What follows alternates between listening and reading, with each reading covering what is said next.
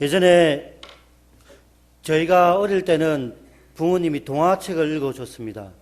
여러 가지 재밌는 동화를 책으로 봤던 기억이 납니다. 그런데 지금은 시대가 많이 달라졌습니다. 책을 통해 이야기를 들려주고 재밌는 이야기를 나누는 것이 아니라 요즘에는 미디어가 발달되어 있어서 자녀들에게 미디어를 통해 동화를 많이 들려주고 있습니다. 그 중에 한 가지를 제가 보여드리겠습니다. 이솝 우화에 나오는 다리 위의 개라는 이야기입니다. 한번 보시겠습니다. 욕심 많은 개.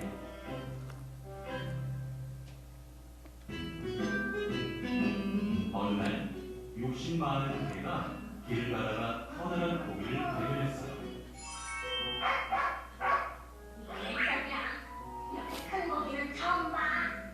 욕심 많은 개는 큰 고기를 덥석 물고는 생각했어요. 이 고기는 아무도 몰래 나 혼자 먹어야지. 아우. 잠시 후 개는 개울 위에 놓인 다리를 건너게 되었어요. 그런데 이게 웬일이죠? 다리 아래 물속에서 커다란 고기를 물은 개가 자기를 쳐다보고 있지 뭐예요? 저 녀석도 고기를 물고 있네. 아니, 내 것보다 더 크잖아. 뺏어 먹어야겠다. 그러고는 물속에 있는 개를 향해 큰 소리로 지저댔어요. 그 고기 내놔. 그러자 욕심 많은 개가 물고 있던 고기가 물속으로 텅 바로 말았어요. 내 고기가 떨어졌어. 내 고기. 으아! 그제야 욕심 많은 개는 물에 비친 개가 자기였다는 것을 알게 되었답니다. 내 고기.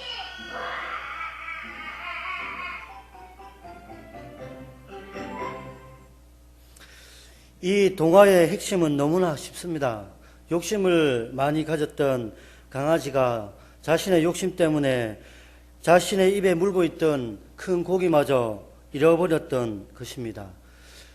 사실 이러한 동화를 보면 너무나 쉽게 이해할 수 있습니다. 그런데 신앙적인 측면에서 보면 우리의 삶을 들여다볼 수도 있습니다.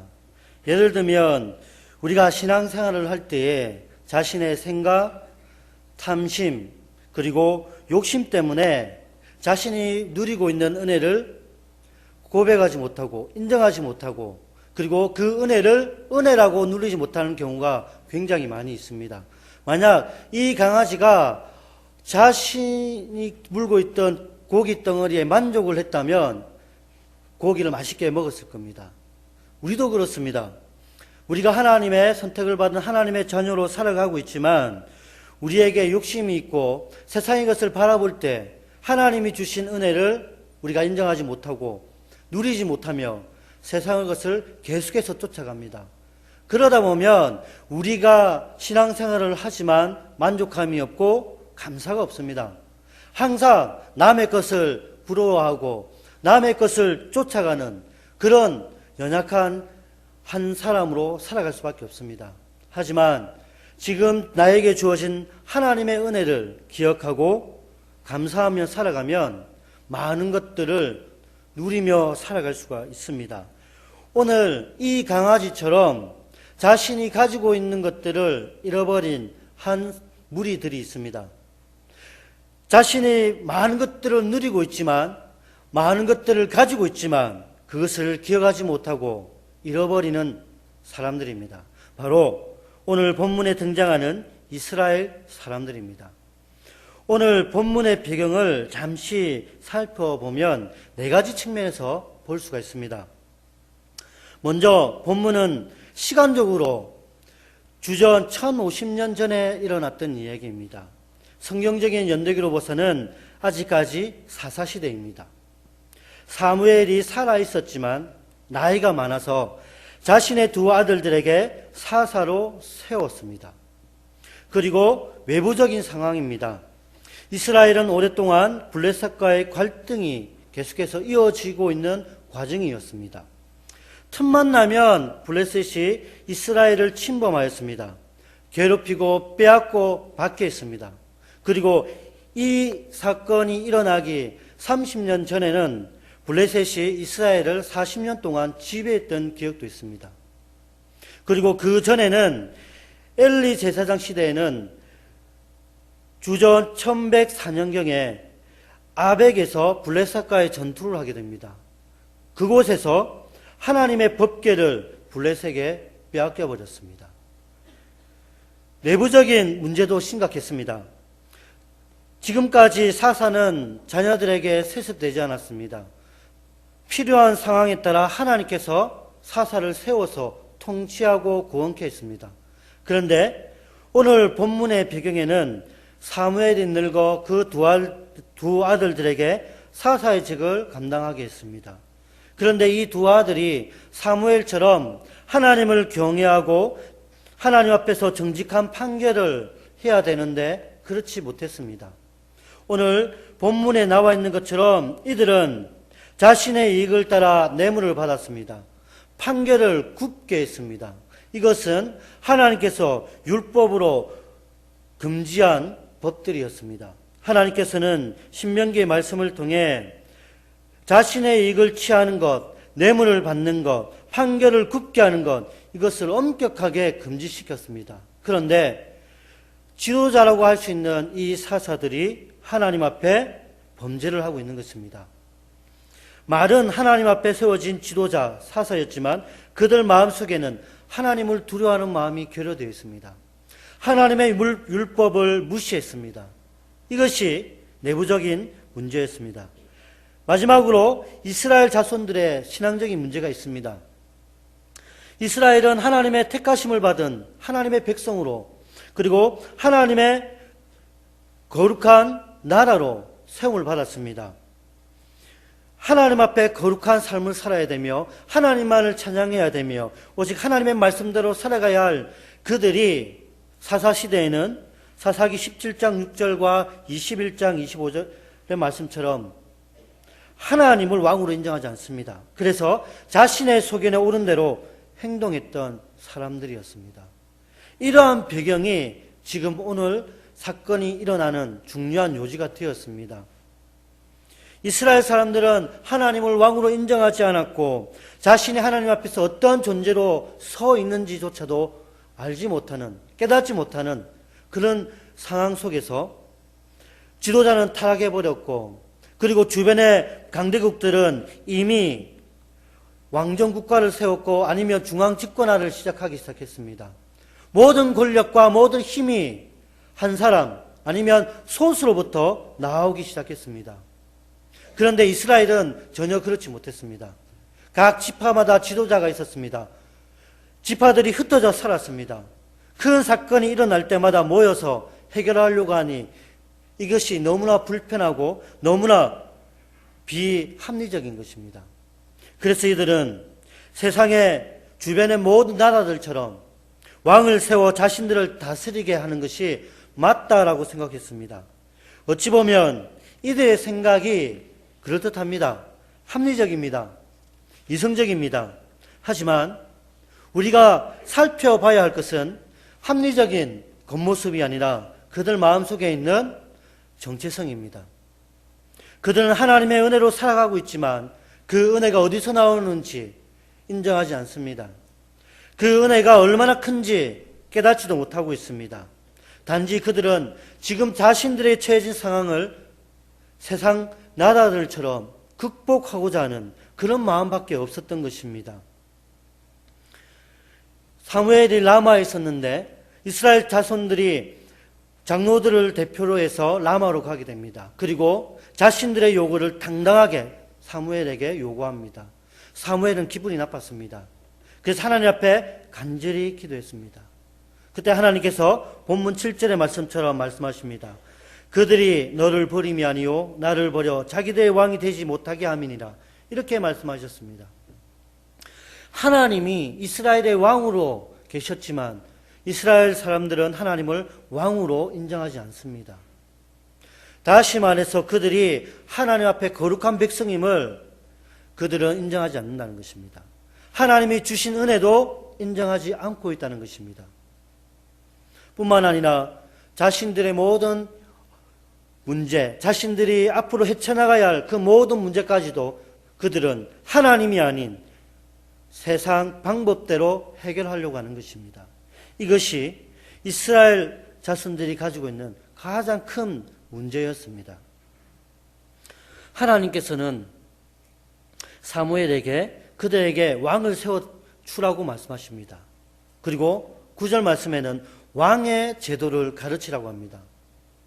그런데 18절을 보면 그 날에 너희는 너희가 택한 왕으로 말미암아 부르짖되 그 날에 여호와께서 너희에게 응답하지 아니하시리라 이렇게 말씀하십니다. 이 말을 바꿔서 말합니다. 지금까지 하나님께서는 이들을 보호해 주시고 이들이 하나님 앞에 간절히 부르짖을 때마다 응답해 주셨다는 것입니다. 이들의 도움을 채워주시고 이들을 지켜주시고 이들에게 말씀하셔서 하나님의 거룩한 백성으로 살아갈 수 있도록 은혜를 베풀어 주셨다는 것입니다. 저는 오늘 이 본문 말씀을 가지고 한번 뒤집어서 함께 은혜를 나누고 싶습니다. 이스라엘 자손들은 자신의 정체성과 하나님 앞에서의 자신의 모습을 내려놓고 세상의 것을 요구했습니다. 하나님이 주신 은혜를 인정하지 않았습니다.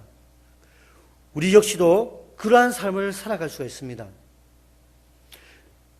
은혜는 나의 공로로 이루어지는 것이 아닙니다. 내가 하나님 앞에 어떤 존재로 서 있는지 그것을 믿고 인정할 때 그것이 하나님이 내게 주신 은혜라고 바라볼 수가 있습니다. 그리고 고백할 수도 있습니다. 내가 헌금을 많이 한다 해가지고 은혜를 많이 받는 건 아닙니다. 내가 하나님의 자녀이기 때문에 내가 하나님의 거룩한 백성이기 때문에 하나님은 나를 도와주시고 나의 부르짖음에 응답해 주시는 것입니다. 공로로 우리는 구원받은 것이 아니라 공로로 우리는 하나님 앞에 은혜를 많이 받는 존재가 아니라 하나님 앞에 사랑스러운 자녀이기 때문에 하나님의 은혜를 누릴 수가 있는 것입니다. 그런데 우리의 정체성이 흔들릴 때 하나님의 주신 은혜를 우리는 바라보지 못합니다. 하나님이 아무리 많은 은혜를 우리에게 베풀어 주신다 하더라도 그것을 인정하지 못합니다. 이스라엘 사람들처럼 세상의 것들을 요구하게 됩니다. 하나님 무엇을 주세요. 하나님 무엇을 주세요. 하나님이 원하지 않는 그런 삶을 살아갈 수 있다는 것입니다. 그래서 하나님을 인정할 때 하나님이 우리에게 어떠한 은혜를 베풀어 주시는지 그런 것들을 한번 살펴보겠습니다. 하나님은 이스라엘 사람들을 하나님의 백성으로 부르실 때에 아주 특별한 관계로 맺으십니다. 세상에 수많은 민족들이 있습니다. 당시에 이스라엘 사람들은 아주 연약한 사람들이었습니다. 신명기 7장에 보면 이스라엘은 돈이 많아서 부강해서 하나님의 거룩한 나라로 하나님의 거룩한 백성으로 부르심을 받지 않았습니다. 가장 작은 자였습니다. 그런데 하나님은 이 가장 작은 이스라엘을 사랑하셔서 애굽에 고통받고 있던 이들을 애굽 왕 바로로부터 속량해 주셨습니다. 뿐만 아니라 9절 말씀을 보면 그런즉 너는 알라 오직 내 하나님 여호와는 하나님이시요 신실하신 하나님이시라. 그를 사랑하고 그의 계명을 지키는 자에게는 천대까지의 그의 언약을 이행하시며 인애를 베푸시되 그를 미워하는 자에게는 당장에 보응하여 멸하시나니 여호와는 자기를 미워하는 자에게 지체하지 아니하시고 당장에 그에게 보응하시니라. 하나님의 부르심을 받았을 때에 하나님께서 하신 말씀입니다. 너는 특별한 존재다. 이 세상을 통치하시고 이 세상의 주인이신 하나님이 가장 연약한 이스라엘을 사랑하셔서 세상에서 가장 거룩한 하나님의 백성으로 삼으십니다. 그러면서 너희들이 나의 계명을 지키고 천대까지 그 언약을 이행하면 하나님께서 은혜를 베풀어 주신다는 것입니다. 이것이 이스라엘 자손들이 하나님의 백성으로 받았던 은혜였습니다. 하나님을 자신의 왕으로 인정하는 사람, 하나님을 자신의 통치자라고 인정하는 사람, 그리고 하나님을 자신의 주인이라면서 참된 예배자로 살아가는 하나님의 사람들에게는 매 순간순간마다 하나님께서 주시는 은혜가 있습니다. 왕은 백성들을 다스립니다. 동시에 왕은 백성들을 책임지는 분입니다. 왕은 백성들이 굶지 않도록 먹을 것을 주는 사람이고 외부로부터 적으로부터 보호해 줍니다. 그리고 백성들이 바른 길을 갈 수 있도록 항상 그들을 인도합니다. 조선시대에 수많은 왕들이 있었습니다. 그 중에 몇 명의 왕들은 바로 이러한 점 때문에 아직까지 존경을 받고 있습니다. 왕의 관심은 자신의 탐욕과 자신의 물질과 자신의 능력이 있는 것이 아닙니다. 참된 왕은 그의 관심을 그의 백성에게 두고 있습니다. 그의 백성이 자신을 의지하고 함께 강한 민족으로 그리고 자신과 함께 행복한 나라로 만들기 위해 노력하며 애쓰는 사람입니다. 왕은 권력을 가졌지만 횡포하지 않습니다. 그 권력을 백성을 위해 사용합니다. 이것이 이 세상에 통치하는 하나님 아버지의 마음입니다. 하나님은 하나님을 왕으로 인정하는 사람들에게 그 힘과 권력을 횡포하고 그리고 강팍하게 폭력을 행사하는 것이 아니라 그 힘과 권력을 그의 백성들을 위해 사용하십니다. 그리고 그 능력을 그 백성들이 불행하지 않도록 은혜를 베풀어 주시는 것입니다. 왕은 백성들의 소리에 귀를 기울입니다. 백성들이 울며 부르짖을 때 왕은 그 소리를 듣고 그 문제를 해결하기 위해 노력하는 사람입니다. 제도를 만들고 법을 만들어 집행하는 것입니다. 이것이 참된 왕입니다. 이것이 이 세상을 통치하시는 이 세상의 주인이신 하나님 아버지의 통치 방법이었습니다. 하나님을 인정하는 사람에게는 생명이 있었습니다. 하나님을 왕으로 인정하는 사람들에게는 하나님의 거룩한 보호하심을 누릴 수가 있었습니다.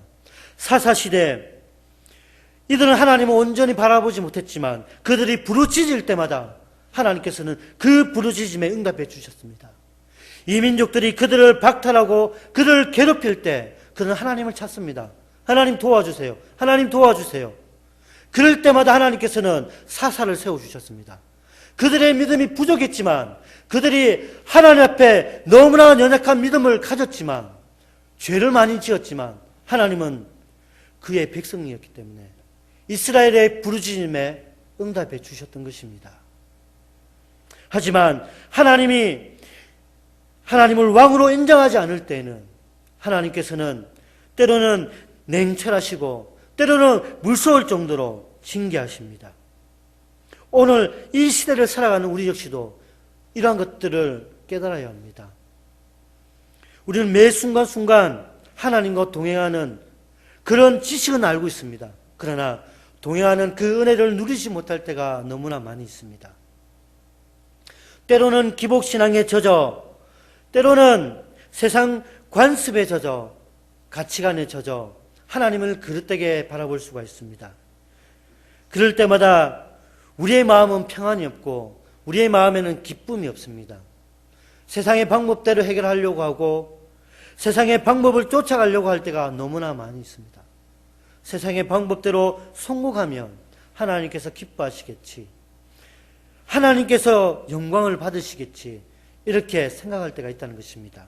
하지만 우리 아버지 하나님께서는 그러한 방법을 기뻐하지 않으십니다. 작은 것 하나에도 하나님 앞에 감사할 수 있는 것, 그럼에도 불구하고 하나님을 의지하는 것, 지금 당장 어렵더라도 지금 당장 세상 사람들로부터 미련하다고 손가락질 당한다 하더라도 하나님의 말씀대로 살아가는 것, 그것을 기뻐하신다는 것입니다. 오늘 우리가 잊지 말아야 할 것, 상황이 중요한 게 아닙니다. 지금 내게 처해진, 우리나라가 처해진 이런 어렵고 힘든 상황이 우리의 미래를 결정하는 게 아니라는 것입니다. 우리의 미래는 우리를 선택하신 왕이신 하나님께서 지고 계십니다. 그 하나님께서 우리의 미래를 열어가시는 것입니다. 우리를 선택해 주시고 나보다 나를 더 잘 아시는 하나님께서 나의 미래를 책임지고 인도해 주신다는 것입니다. 다윗이 시편 23편에 아주 위대한 고백을 합니다. 사망의 음침한 골짜기를 다닐지라도 해를 두려워하지 않을 것은 주께서 나와 함께 하심이라. 다윗이 목에 칼이 들어왔습니다. 눈앞에 사망이 기다리고 있습니다. 그럼에도 두려워하지 않습니다. 왜냐하면 하나님께서 지켜주신다는 믿음이 있었기 때문에 그렇습니다. 세상이, 그리고 내 이웃집에 있는 사람이 나를 멸시하고 조롱하고 괴롭힌다 하더라도 우리는 꿋꿋하게 하나님 앞에 하나님의 백성으로 살아가기 위해 처절하게 몸부림쳐야 됩니다. 그것이 하나님의 부르심을 받은 하나님의 백성의 삶입니다. 하지만 이것이 넘어지면 우리의 신앙은 한순간에 무너질 수가 있습니다. 세상이 우리의 생명을 좌지우지할 수도 있습니다. 우리의 목숨을 앗아갈 수도 있습니다. 그러나 우리의 영원한 생명은 세상이 앗아갈 수가 없습니다. 뿐만 아니라 우리가 이스라엘 자손들이 겪었던 수많은 과정 속에 하나님의 그 크신 마음을 알 수가 있습니다. 그 크신 마음은 하나님의 자녀들, 하나님의 백성들이 하나님이 필요할 때마다 하나님께서 모든 것을 책임져 주시고 인도해 주신다는 사실입니다. 하나님이 이스라엘 자손들을 부르실 때에 아주 중요한 원리 하나를 세우십니다. 그것은 뭐냐면 이스라엘 자손들이 하나님 앞에 간절히 부르짖습니다. 그리고 하나님은 그 부르짖음에 응답해 주시는 원리입니다.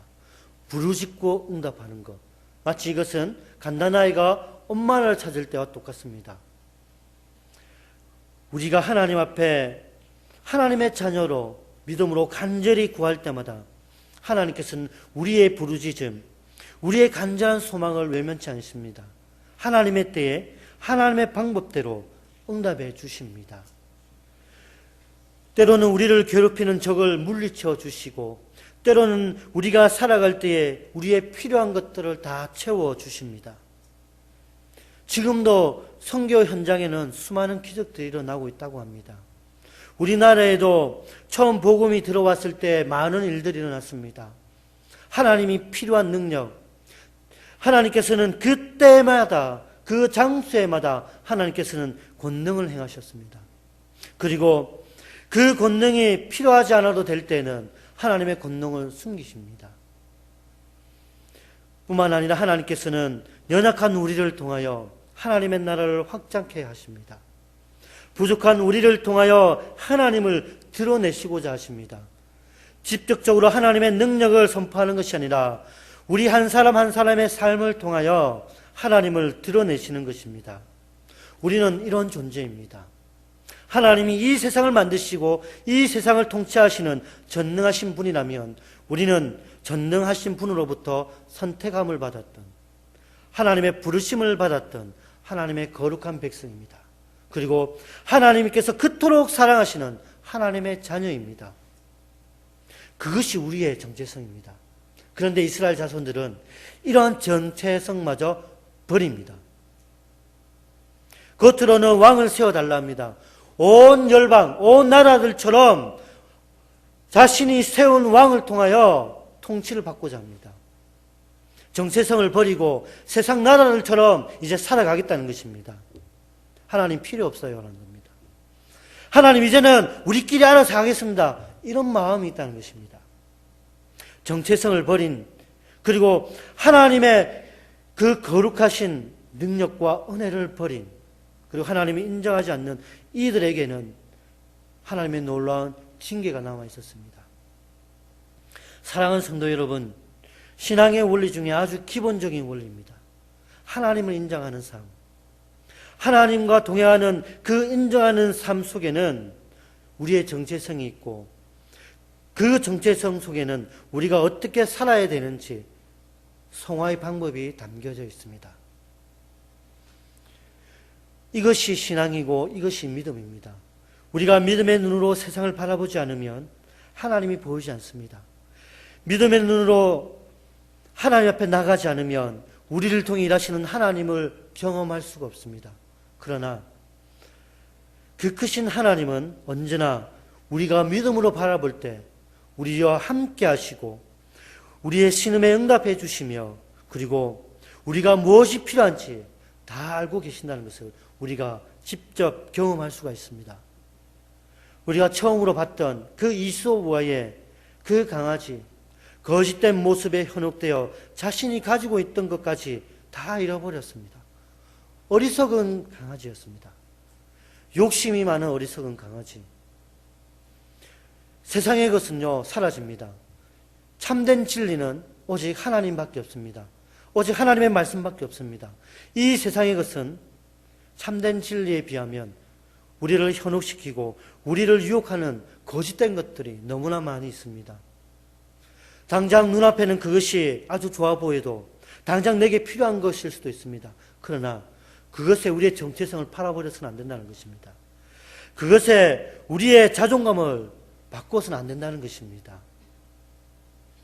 우리가 하나님을 아빠 아버지라고 인정하는 그 순간 아빠 아버지는 항상 자녀를 돌보시고 그리고 챙겨주시고 매 순간순간마다 어려움 당하지 않도록 함께해 주실 것입니다.